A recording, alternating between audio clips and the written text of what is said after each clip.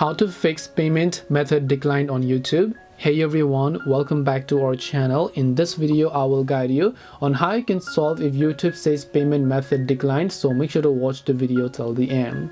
Now if your payment method is declined on YouTube, it is because your payment method is not working correctly or there is not enough balance inside of it. So you can open your Play Store and then tap your Google profile from the top right, then go to the option called payment and subscriptions and then just go to subscriptions.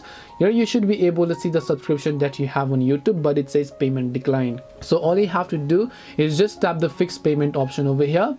Once you tap on fixed payment, just make sure to add a new credit or debit card if you have them, or you can simply choose to enter and update your current payment method, and once you have done that, you will be able to fix the YouTube payment declined.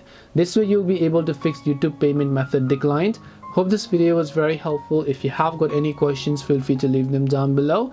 Thank you very much for watching till the end of this tutorial, and see you soon in the next video.